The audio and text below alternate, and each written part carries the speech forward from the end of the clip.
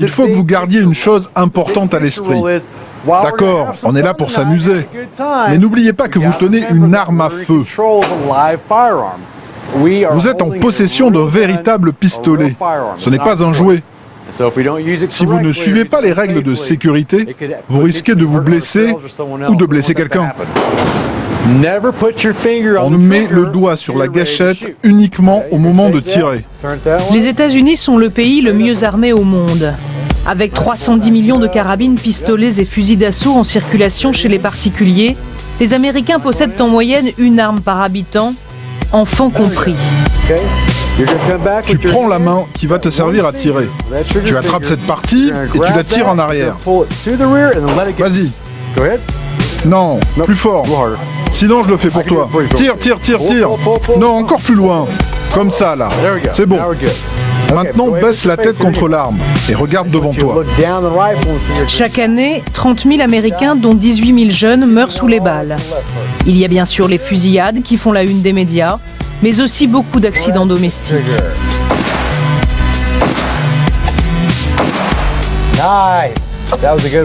Toutes les 30 minutes aux États-Unis, un enfant se blesse avec une arme à feu. Les armes sont la deuxième cause de décès chez les jeunes dans notre pays. C'est la première cause de mortalité chez les jeunes Afro-Américains. C'est absolument scandaleux.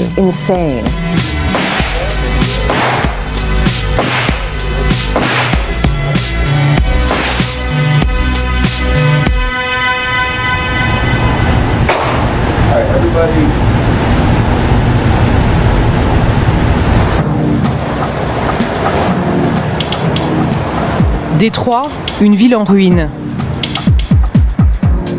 Un des taux de criminalité les plus élevés des États-Unis. C'est tout à fait habituel à Détroit. Les maisons sont abandonnées et brûlées. Apparemment, c'est un véritable casse-tête politique de les faire démolir. Alors elles restent en l'état. C'est bien dommage parce qu'à côté, vous avez des maisons encore habitées. Celles d'en face sont plutôt sympas. Dans tous les quartiers, vous avez ces maisons qui sont souvent des repères très prisés, des squatteurs et autres personnes pas très nettes. C'est un fait. Et c'est pour cela que j'ai choisi d'acheter une arme, pour nous protéger, moi et ma famille. Je ne vois pas où est le problème, mais ce n'est pas le cas de tout le monde.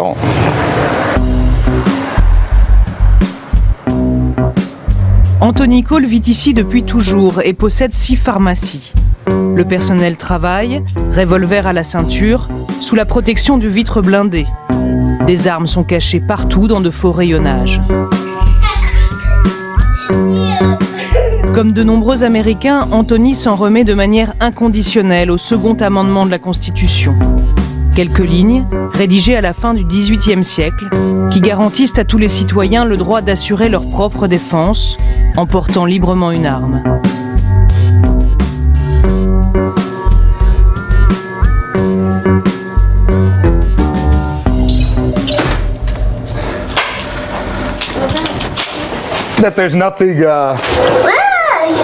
À l'âge de 3 ans, Dahlia, sa fille, a reçu en cadeau une carabine.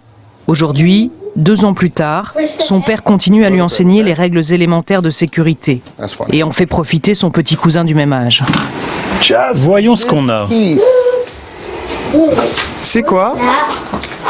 Ça, c'est le fusil de Dahlia. Alors dites-moi, qu'est-ce qu'il faut faire quand on trouve une arme abandonnée? On appelle un adulte. Et est-ce qu'on la ramasse? Non. Si elle est violette, est-ce que c'est un jouet? Non. Exactement, ça peut être un vrai. Jojo, une arme violette n'est pas forcément un jouet. Compris? Ça, c'est le fusil de Dahlia. Il est grand. Il est violet. Mais c'est un vrai. Donc il ne faut jamais se fier à la couleur, d'accord?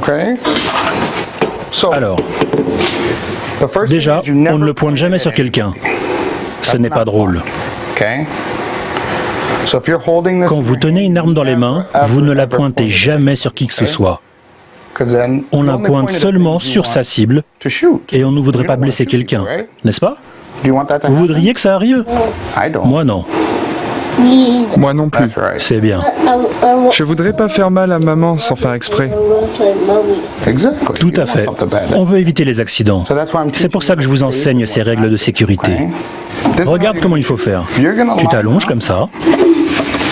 Cette partie va reposer sur ton épaule. On met le doigt sur la gâchette? Non. Non, on le met ici. Et tu mets ton autre main en dessous. Puis tu colles ta joue ici et tu vises. C'est tout ce que tu as à faire. Tu mets une main ici. Et la deuxième là. Elle va où? Oui. Et celle-là? Oui. Et ta joue? Et le regard? C'est bien. C'est difficile de voir là-bas, donc tu regardes là. T'es à l'aise avec tes pieds comme ça? Tu le tiens? C'est bon? Bien. Lève-toi. Lève-toi.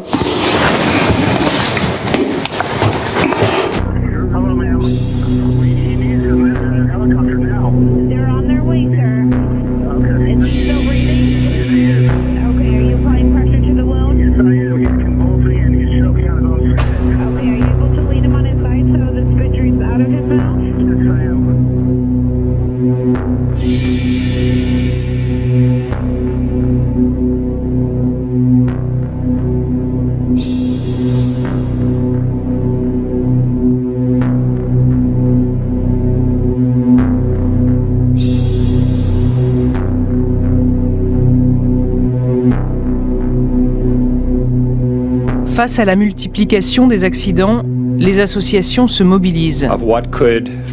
L'organisation Brady Campaign est un des plus anciens et des plus puissants lobbies anti-armes des États-Unis. Son président, Dan Gross, travaille en collaboration avec Barack Obama pour limiter la circulation des armes à feu dans la société. La possession d'armes à domicile est une réalité et il faut en parler. Le plus gros risque concerne sans aucun doute les enfants. Aux États-Unis, 9 enfants se font accidentellement tirer dessus tous les jours. Des centaines d'entre eux se suicident chaque année. Les tueries dans les écoles sont de plus en plus fréquentes. Une grande majorité de ces tragédies, car c'est bien de ça qu'il s'agit, qu'elles soient accidentelles ou préméditées, sont dues aux armes des parents. Ce sont les parents qui introduisent ces armes chez eux, pensant qu'ils seront ainsi plus en sécurité.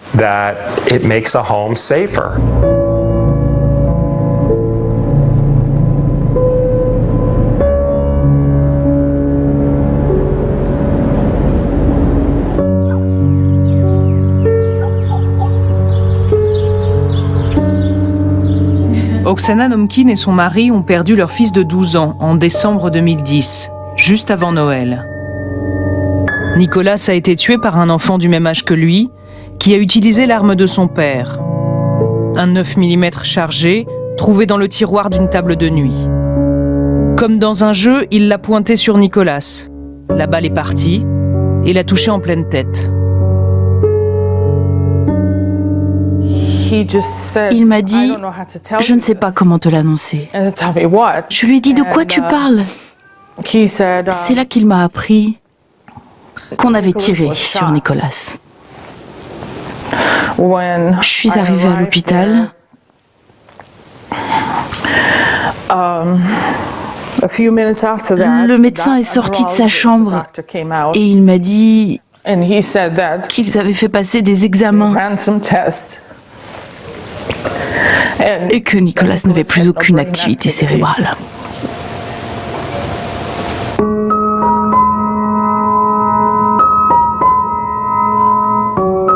La mort de Nicolas, le 23 décembre 2010, a fortement mobilisé l'opinion. Un projet de loi porte aujourd'hui son nom.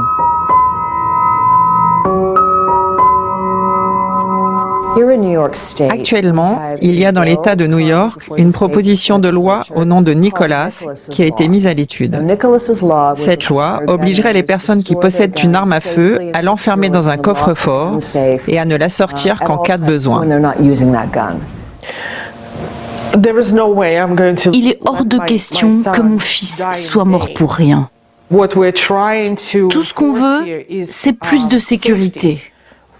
Surtout pour les enfants, parce qu'ils sont curieux. Les petits, comme les grands, ils trouveront votre arme, peu importe où vous la cachez, ils vont la trouver. Alors se dire que ça n'arrive qu'aux autres, c'est tout simplement ridicule.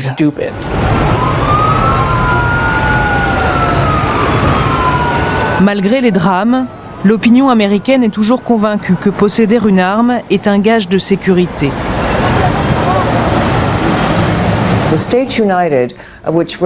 L'association dont je fais partie a pris l'initiative de faire une vidéo éducative pour présenter aux Américains les dangers liés à la possession d'armes à domicile.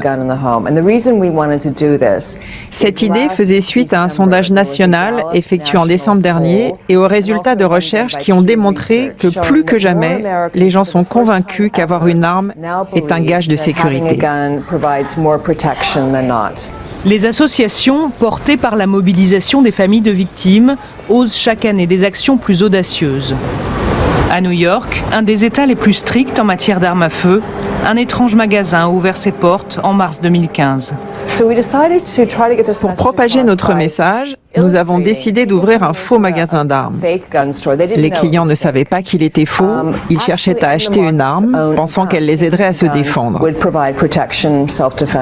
Ces personnes croyaient visiblement aux histoires véhiculées par les NRA.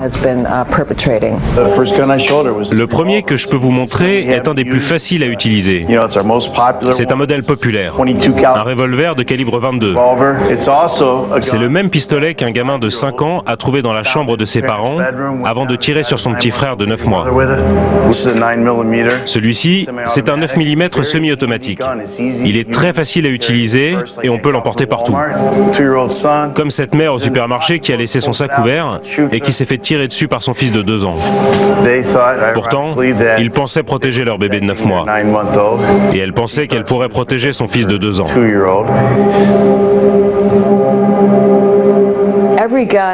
Chaque arme avait une étiquette avec sa propre histoire.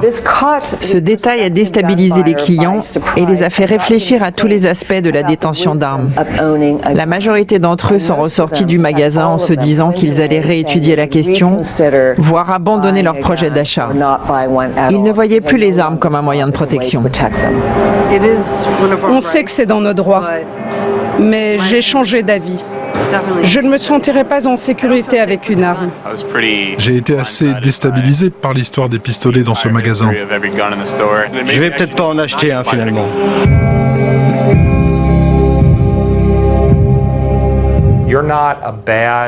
Acheter une arme dans l'optique de protéger votre famille ne fait pas de vous une mauvaise personne. Vous êtes simplement mal renseigné, parce que cette arme ne mettra pas votre famille en sécurité. En réalité, elle aura 42 fois plus de chances de se retourner contre un habitant de la maison que contre un voleur.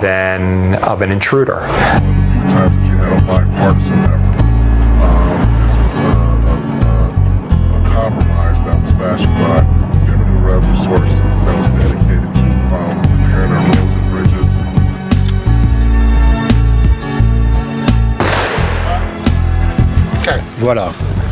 Regarde, tu vas viser cette bouteille. Il faut que tu tires dans cette direction. Tu vas t'habituer au poids. Je vais pas y arriver. Je vais pas y arriver. Tu regardes par là? D'accord? Ne t'occupe pas de la cible. Je veux juste que tu t'habitues au fusil. C'est pas grave si tu n'y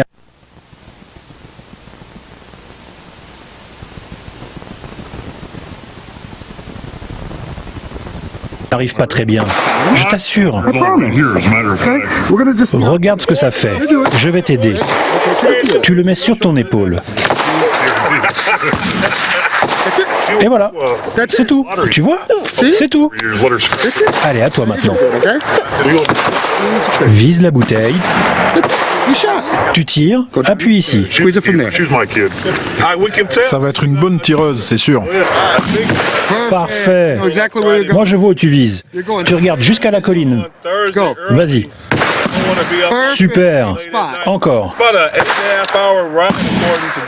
Au même endroit. C'est ça. Encore une fois.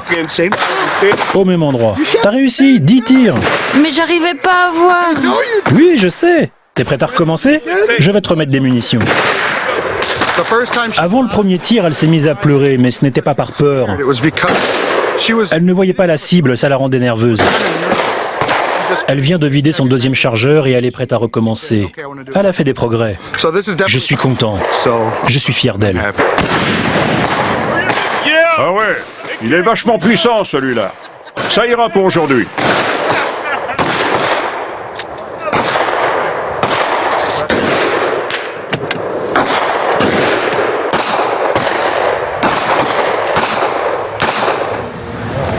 Dans le Michigan, chez Anthony Cole, on reste persuadé que pour vivre en sécurité, il faut vivre armé, au point d'entraîner les enfants à se défendre dès le plus jeune âge.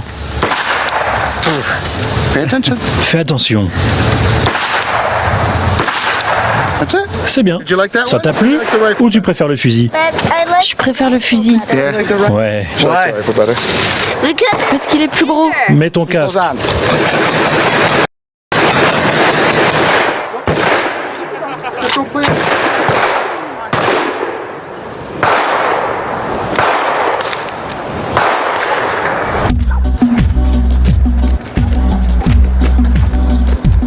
Pour dissuader les agresseurs éventuels, Anthony porte toujours une arme à sa ceinture, de manière bien visible.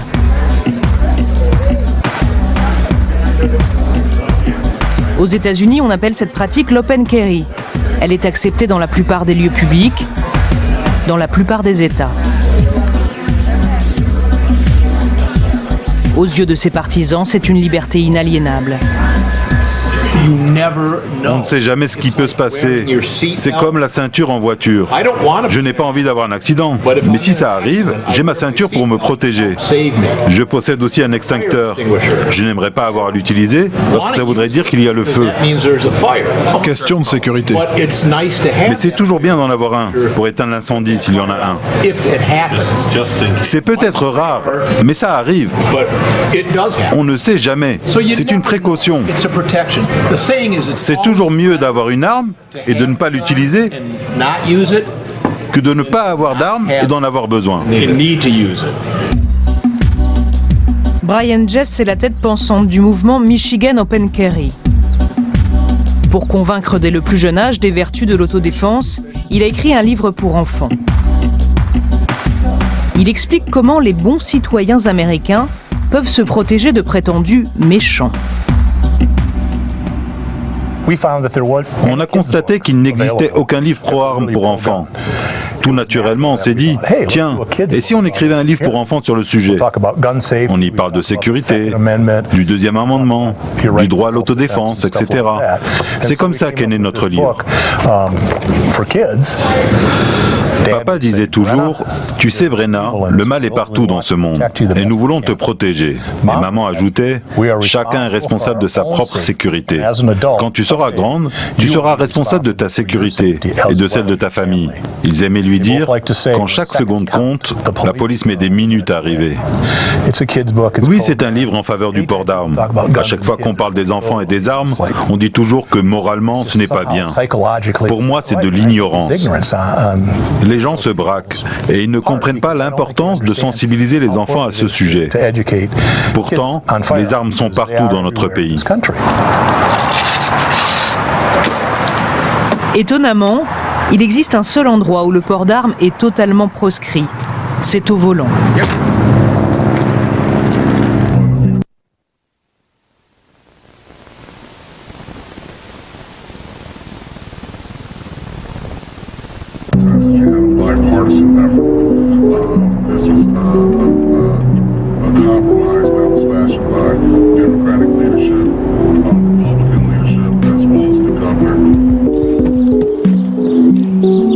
À quelques dizaines de kilomètres de là vit Sherry Mason, professeure à la retraite. C'est une farouche opposante de l'open carry et une pionnière des mobilisations pour le contrôle des armes aux États-Unis.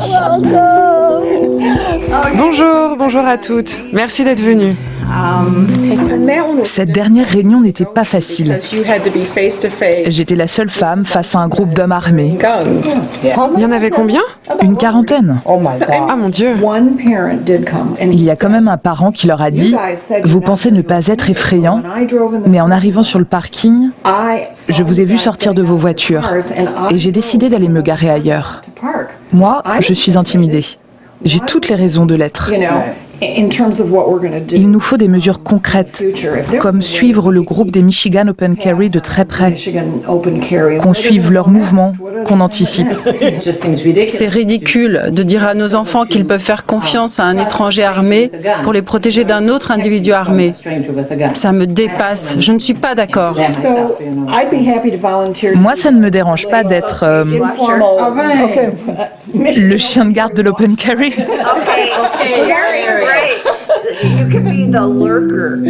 Avec une poignée d'autres mères du Michigan, elles sont entrées en résistance il y a 15 ans, après la mort tragique dans une école du quartier de la petite Kayla Holland, 6 ans, abattue à bout portant dans la cour de son école par un camarade de classe.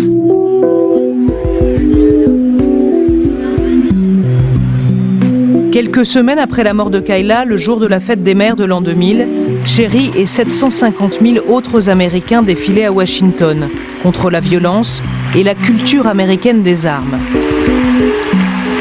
Ces images, d'un flot humain se mobilisant pour la première fois, sont encore dans toutes les mémoires.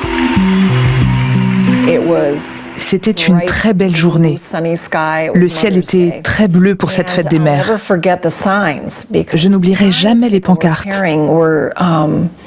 Ce que les manifestants brandissaient, c'était des photos des enfants décédés.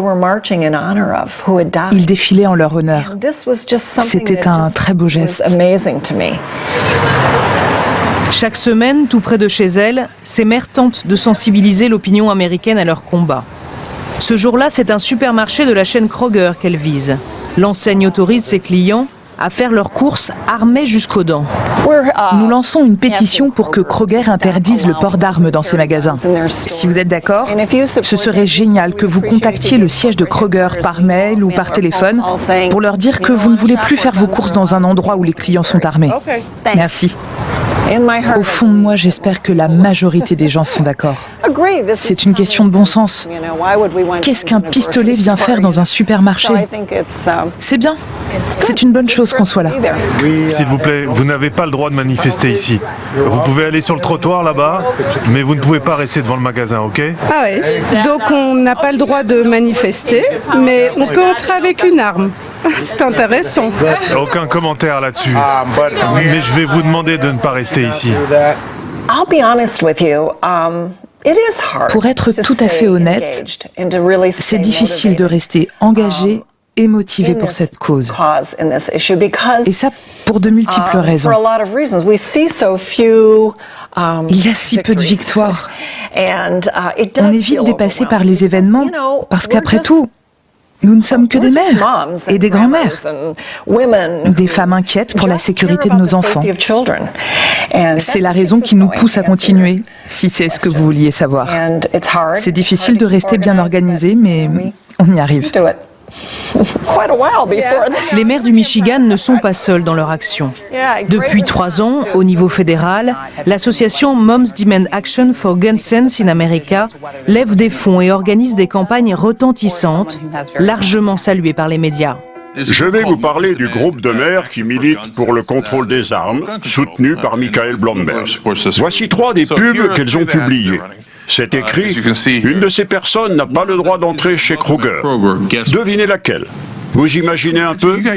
On rejette votre enfant parce qu'il mange une glace, mais ce type avec son fusil d'assaut ne dérange personne? N'importe quoi.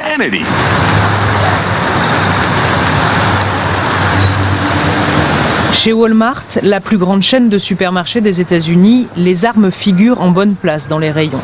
Entre les jouets et les articles de camping, on trouve même des carabines pour enfants, de couleur violette ou rose, mais qui tirent de vraies balles.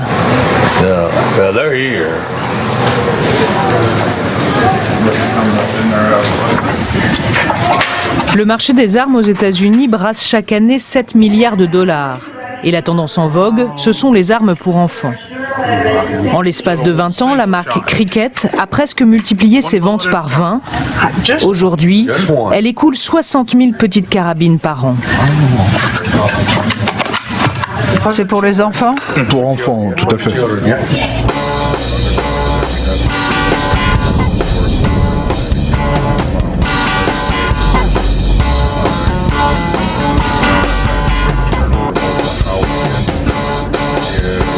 Direction le sud des États-Unis.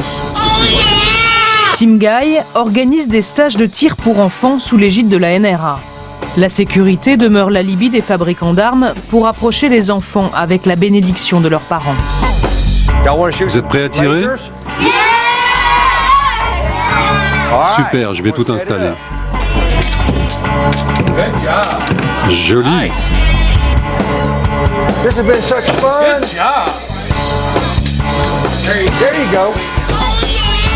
Très bien, au suivant.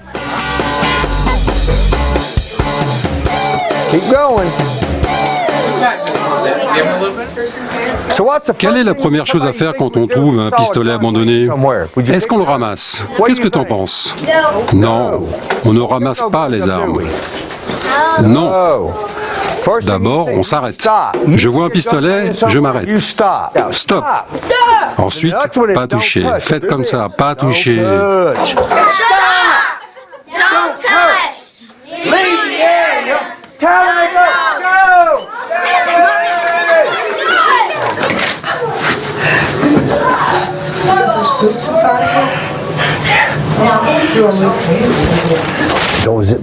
Tu peux m'attacher? Je vais enfiler les pieds. Si, il est sur la table avec les armes. Stop. Pas toucher. Sors de là. Préviens un adulte. Hey, salut les enfants. Tout le monde applaudit. Il paraît que vous avez vu des armes.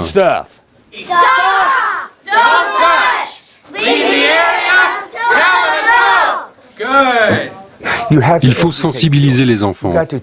Il faut bien leur expliquer en quoi une arme peut être dangereuse. Il faut qu'ils comprennent qu'une fois que la balle est partie, c'est une situation de non-retour. Elle ne reviendra pas.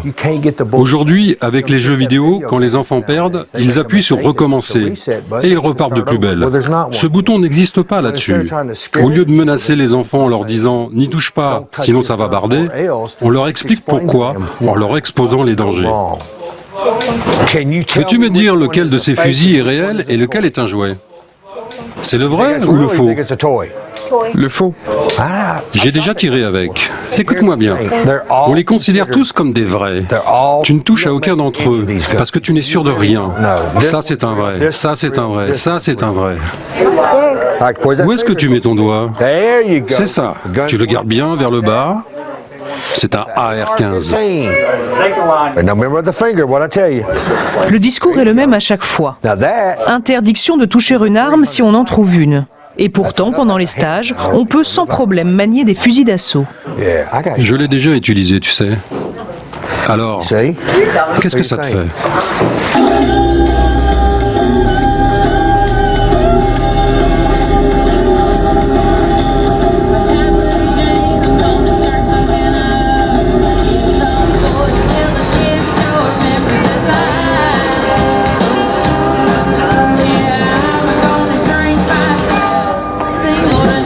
Tous les ans, au printemps, la NRA organise sa grand-messe. Mélange de kermesse bon enfant et d'armurerie géante. Cette année, l'événement se tient à Nashville, capitale de la country music. Sur 500 stands est présenté l'échantillon le plus sophistiqué de l'artillerie américaine. Pendant 4 jours, dans une ambiance de fête, plus de 80 000 personnes vont venir admirer et acheter des engins de mort.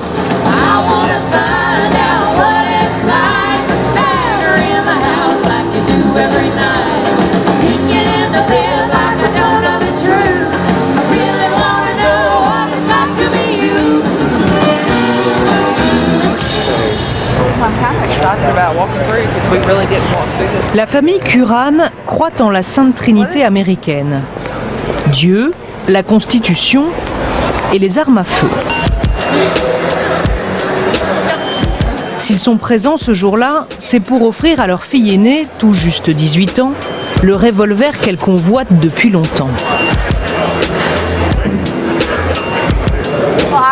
Ça va bien faire 1 an et demi que je supplie mes parents de m'acheter un revolver. Peut-être que si je demande assez gentiment, aujourd'hui sera le grand jour.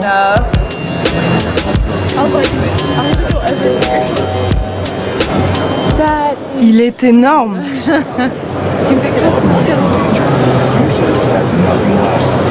J'aime bien celui-ci. Il est cool. Il me plaît bien aussi. Il est accroché. Sympa lui aussi. Il est plus lourd, mais il est original. C'est quoi ce truc? Celui-ci, vous pouvez le rentrer comme ça, le glisser dans votre ceinture et le recouvrir avec votre t-shirt. Ça, c'est vraiment cool. C'est celui-là qu'il me faut.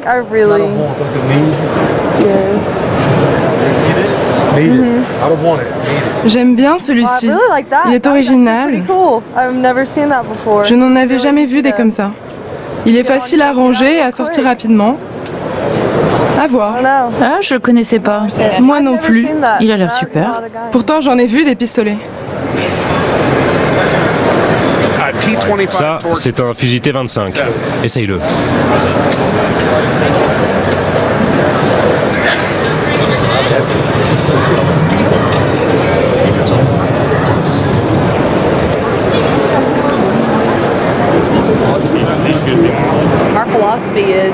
Il y a toujours eu des armes à la maison pour que nos filles s'y habituent et qu'elles ne soient pas tentées de les ramasser pour jouer avec. Ça a très bien fonctionné pour nous. J'ai été élevée de la même manière. Pour moi, c'est une simple question d'éducation. Il suffit de leur expliquer les choses et ça peut être sympa. On peut tout à fait s'amuser en toute sécurité. En marge des stands, des conférences réunissent passionnés d'armes à feu et citoyens curieux. Sur l'estrade, Rob Pincus est un des plus célèbres lobbyistes pro-armes du pays. Il s'adresse à un public convaincu que le second amendement est le seul rempart contre les agressions, quand bien même leur pays n'est pas en guerre. Il n'est pas question de chasse ou de tir dans le sens traditionnel du terme. Le deuxième amendement n'a pas de règles en rapport avec la chasse. Il n'a rien à voir avec le tir en tant que sport. Cet amendement existe pour que nous puissions défendre nos principes, notre propre vie et celle de notre famille. Si c'est la raison principale de votre acquisition, levez la main.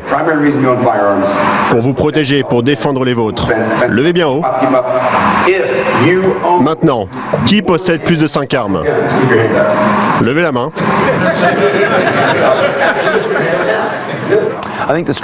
Une des motivations premières, c'est le devoir de combattre le mal. Ça peut paraître un peu cliché, mais la capacité à savoir se défendre est une notion primordiale dans notre société. Le jour où l'on arrête de se défendre et où l'on renonce à se battre, l'injustice progresse. Si je pouvais faire disparaître la misère du monde d'un claquement de doigts, je le ferais. Mais ce n'est pas possible. Donc, j'apprends aux gens à se défendre lorsque c'est nécessaire. Je suis convaincu que le monde serait meilleur si on apprenait aux enfants à se défendre dès leur plus jeune âge. Si on leur apprenait à ne pas se fier aux autres, à ne pas appeler la maîtresse ou la police, mais à se battre eux-mêmes. Ils n'auront pas toujours le choix. Il y aurait moins de violence à l'encontre des femmes et des enfants. Les armes sont une réalité et il faut y sensibiliser les enfants.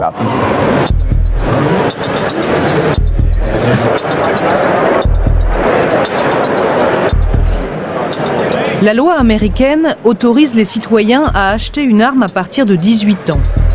Et même 14 ans dans certains États du Sud, sans aucun contrôle des antécédents judiciaires ou psychiatriques.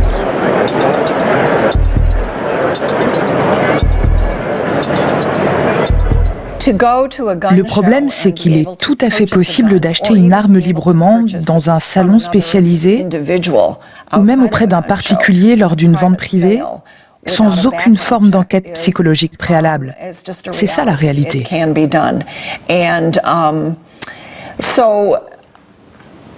Et c'est comme ça que certaines personnes qui ne devraient pas pouvoir en acheter se retrouvent en possession de ces armes.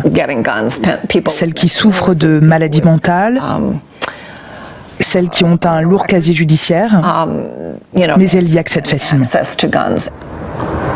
Ce sont précisément ces vérifications que les associations anti-armes veulent imposer. En 2013, Barack Obama, soutenu par 73% de l'opinion, tentait de faire passer une loi en ce sens. Sans succès.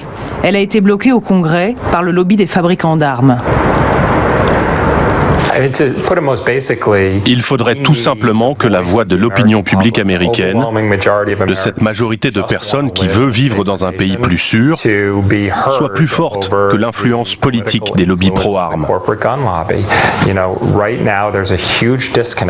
Aujourd'hui, il y a un fossé entre ce que souhaitent les Américains, les mesures de sécurité qui permettraient de sauver des vies et d'empêcher les mauvaises personnes d'accéder aux armes, et ce que font nos élus, que nous avons envoyés à Washington pour nous représenter. C'est bien dommage que notre système politique fonctionne ainsi.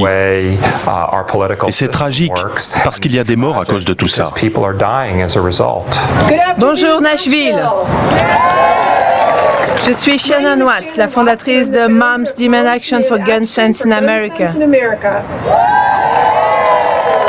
En marge du congrès de la NRA, une association de victimes organise une contre-manifestation.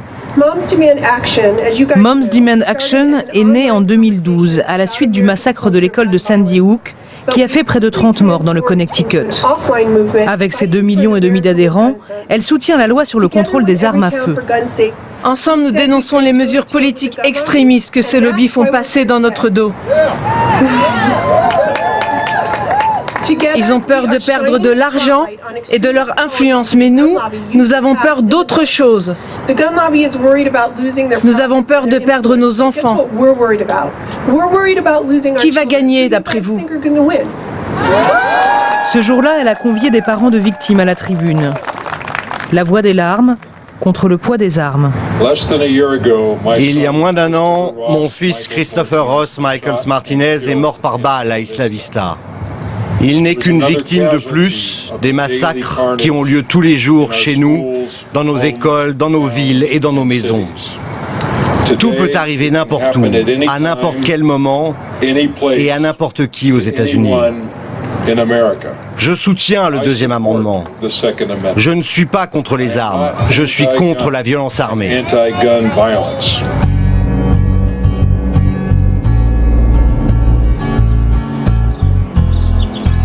La famille Curran vit à Murfreesboro, dans le Tennessee. Une petite ville sans histoire.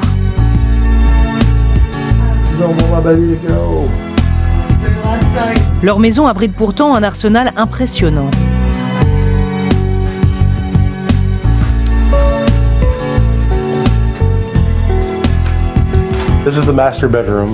Ça, c'est notre chambre à ma femme et moi. Il y a un coffre-fort au fond de mon armoire et encore un au-dessus. Je garde toujours au moins une arme chargée à proximité pour défendre ma maison. Autrement, rien ne sort des coffres. Et si vos filles veulent s'en servir, par exemple? Elles viennent me le demander. Personne ne connaît les codes sauf moi. Même ma femme n'y a pas accès.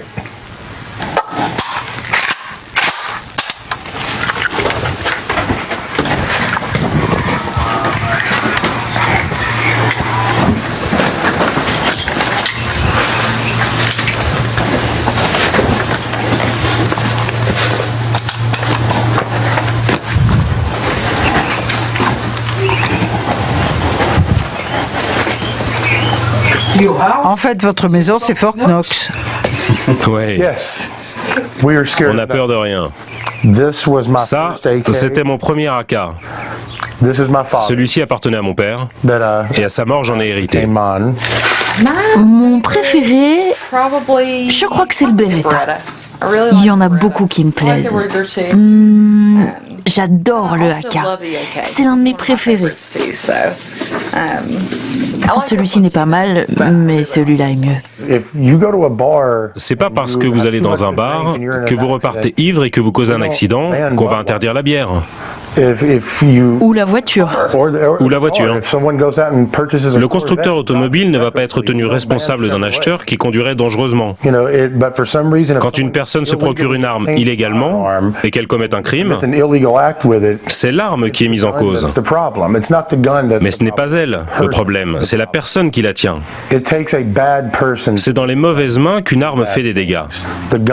L'arme en soi ne peut pas faire de mal.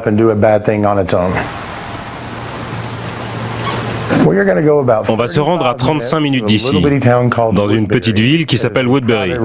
Il y a un stand de tir où on peut s'entraîner de près avec les armes de poing et de loin avec les fusils. On va faire du bruit.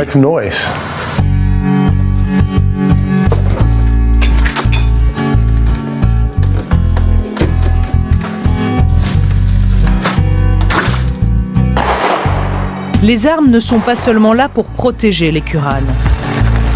Tirer à balles réelles est aussi une distraction familiale, un moment de détente qu'assument sans complexe les parents et leurs 2 adolescentes.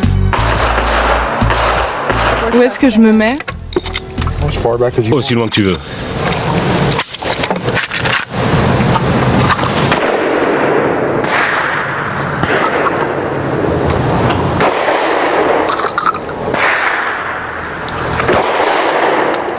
Avance vers la cible.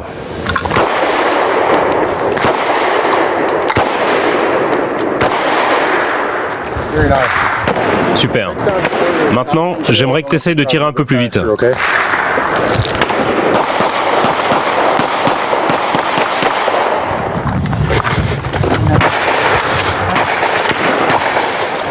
À une seule main?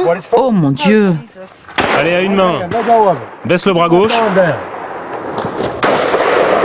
C'est fait pour.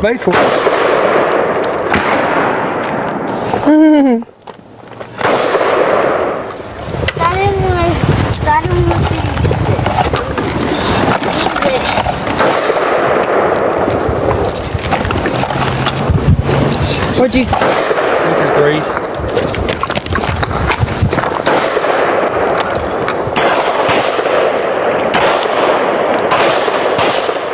2, 1, go!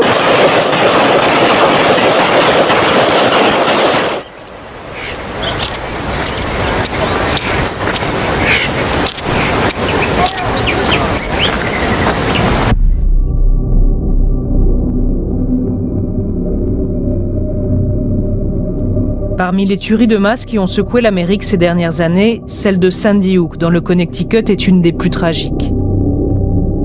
Le 14 décembre 2012, le jeune Adam Lanza tuait sa mère avant de se rendre à l'école voisine pour abattre 20 enfants, âgés de 5 à 10 ans et 8 enseignants. Puis il se donnait la mort. Quelques semaines auparavant, pour son anniversaire, sa mère lui avait offert un fusil mitrailleur. Pourtant, le jeune homme souffrait de troubles psychiatriques.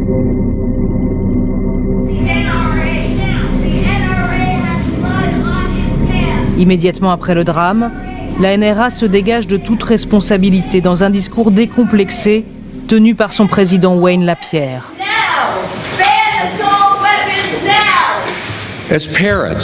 En tant que parents, nous faisons tout notre possible pour protéger nos enfants. Il est temps pour nous d'adopter un comportement responsable dans les écoles. Le seul moyen, d'empêcher un monstre de tuer nos enfants, c'est de nous impliquer corps et âme dans un programme de protection maximale. La seule façon d'arrêter une mauvaise personne avec une arme, c'est de lui opposer une bonne personne avec une arme. Une semaine après la terrible tragédie qui a bouleversé notre pays, Wayne Lapierre a donné une conférence de presse au cours de laquelle il a déclaré que la solution à ce genre de problème était d'armer les professeurs, donc d'introduire des armes dans les écoles. Il savait pertinemment qu'il avait tort et il n'en avait rien à faire. Il savait qu'on le prendrait pour un fou. Son but était de détourner l'attention des véritables mesures efficaces que l'on pourrait prendre pour éviter que des armes se retrouvent dans les mauvaises mains. Loin de refroidir les partisans de l'autodéfense, les drames comme Sandy Hook font à chaque fois grimper les ventes d'armes dans tout le pays. C'est à celui qui sera le plus et le mieux armé pour répliquer aux attaques. Si un tueur s'est mis en tête d'aller blesser des enfants dans une école et que vous vous dites « Oh, je vais laisser faire la police », c'est naïf de votre part. Nous n'allons pas forcer tous les enseignants à porter une arme, ce serait ridicule. Mais certains ont déjà choisi de s'armer en dehors de l'école, tels que les anciens militaires ou les civils bien entraînés. Dans l'enceinte de l'établissement, ils veillent sur ce que la société a de plus précieux, nos enfants. Alors pourquoi leur interdire de se défendre dans ce cadre-là? Ça n'a aucun sens. Johnny Price, instructeur de tir horrifié par le massacre de Newton, a lancé sa propre initiative. Des cours sur les armes destinés aux professeurs, organisés à la cantine. Qui dans la salle est professeur ou employé d'école? Levez la main. Ok, la majorité d'entre vous.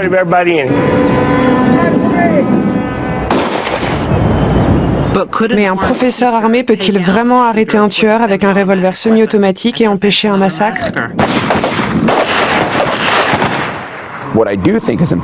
Le plus important, à mon avis, c'est d'apprendre autre chose à nos enfants qu'à se cacher et espérer. Nous avons lancé un programme pour former les élèves à réagir en cas d'attaque armée.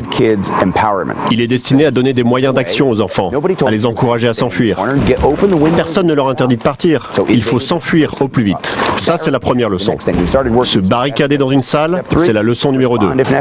Leçon numéro 3, si vous tombez nez à nez avec le tireur, qu'il est trop tard pour s'enfuir et se barricader, battez-vous. Crayon, stylo, ciseaux, livres, tout est bon pour se défendre. Porter ses livres à l'avant de son sac peut arrêter les balles, ça a été prouvé. On a posté les vidéos du test en ligne. Les livres d'école peuvent arrêter les balles. Les enfants peuvent arrêter les méchants, surtout en masse. Si une horde d'enfants se jette sur le tireur, il aura du mal à utiliser son arme.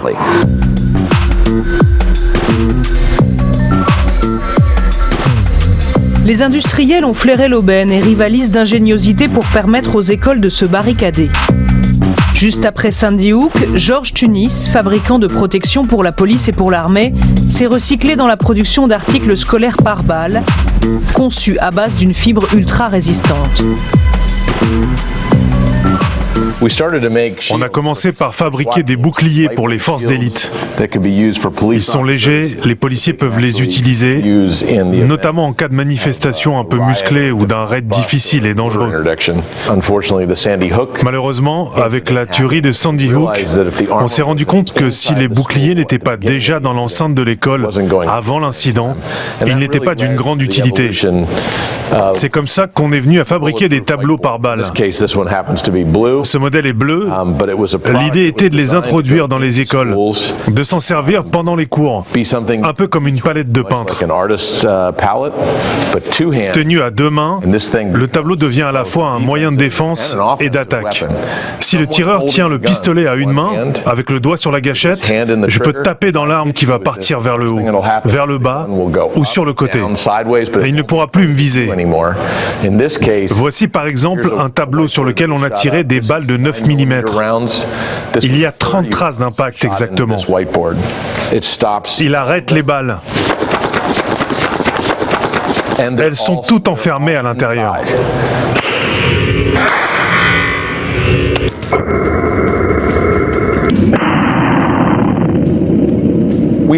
Nous vendons également des protections pour sacs. Le principe consiste à les placer dans votre sac à dos et vous vous retrouvez avec une armure par balle. Porté sur le dos, il protège mes arrières. Mais nous apprenons aussi aux enfants de 12 ans et plus à le et à s'en servir comme bouclier pour protéger leurs organes vitaux.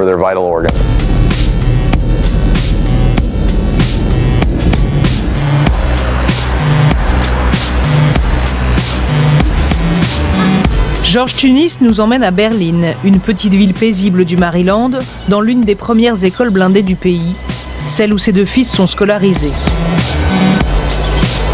Les portes des bâtiments sont toutes renforcées grâce à sa fibre indestructible. Même chose pour les tableaux des salles de classe.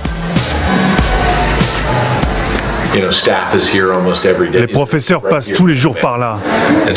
Si un assaillant arrive à franchir les portes, c'est un bon endroit pour contrer son attaque.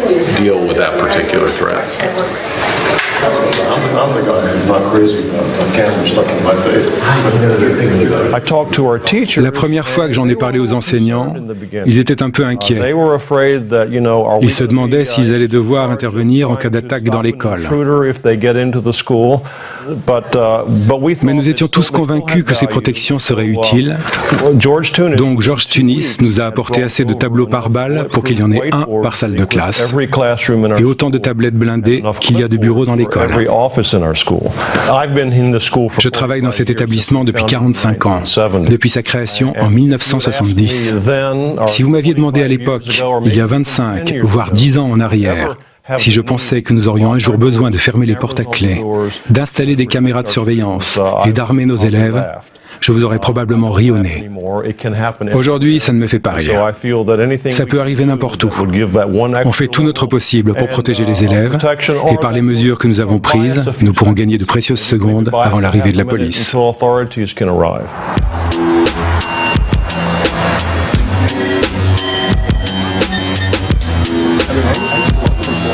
Le massacre de Sandy Hook a bouleversé l'Amérique tout entière. En 2015, près de 300 fusillades du même genre ont été recensées dans le pays. Les ventes d'armes ne se sont pourtant jamais aussi bien portées, et toutes les tentatives pour contrôler leurs propriétaires ont échoué. Fort de ces 7 milliards de dollars de chiffre d'affaires annuel, le lobby des armes conserve la main sur les votes du Congrès, et le second amendement demeure intouchable. Certes, les associations sont de plus en plus audibles, mais leurs victoires réelles sont encore inexistantes. Elles attendent aujourd'hui le ou la présidente qui saura contourner les lobbies, pour que cesse le macabre décompte des victimes. Charlotte, Daniel, Olivia, Josephine, Anna, Dylan,